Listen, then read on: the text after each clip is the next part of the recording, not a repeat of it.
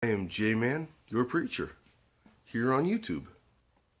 Today, we are looking at Genesis chapter 1, verse 3. And God said, "Let there be light," and there was light. Genesis chapter 1, verse 3. This is a very interesting verse. To me, this verse is simple, yet complicated. It's simple because the idea of letting there be light, and there's light, bam, happens. It's God's, trying something different here. It's God speaking his creation into life. He says it, and it happens. Now, there's some things we got to look at here. A little bit of stuff. First of all, where's this light coming from? The author doesn't tell us that. What we do know is that the sun hasn't been created yet. So there's a light from, I don't know where, but there's no sun. The sun in our universe is what holds the light. God spoke this light into existence, but he didn't speak anywhere for it to be. So this light is just everywhere. It's just there. I used to imagine it kind of like a person coming into work in their garage. They'd pull the string on, the light would come on. But it's not quite like that, because God doesn't need the light to see. God knows what it looks like already because he's given a description of what it looks like already.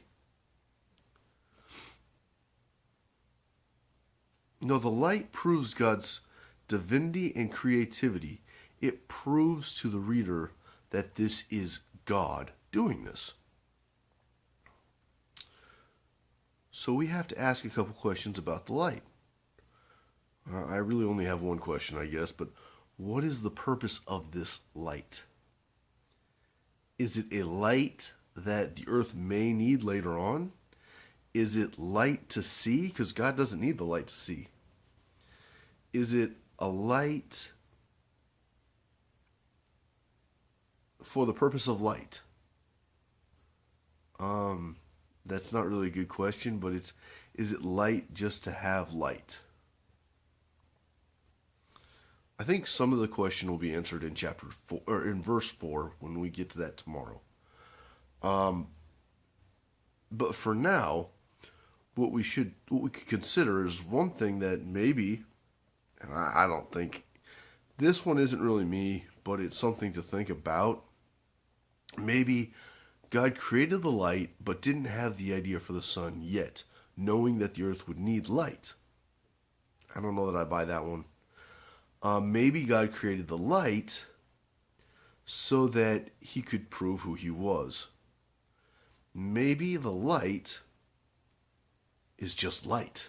It has no purpose. Obviously it has purpose though, because in the next verse God's going to say that it is good. So whatever the purpose of this light is, it has a good purpose. Now there's another option too. I've brought up verse 4, so I'm going to bring it up again. Maybe it's a parallel to verse 4, where right now he says he creates the light, and then it's what he does after he creates the light that makes the light important. Also, another aspect is when we get to the fourth day, I think, don't quote me on this yet, but when we get to God creating the sun, the moon, and the stars, which the sun houses our light, the moon reflects our light, and the stars are like other suns in other places that also bring us light. It's a parallel to that, where, because as he creates other things, then there's a couple days later where he creates something that parallels it. When we get to the waters, he'll do fish and birds. When we get to the dry land, he'll do plants and other living things on the land, including man.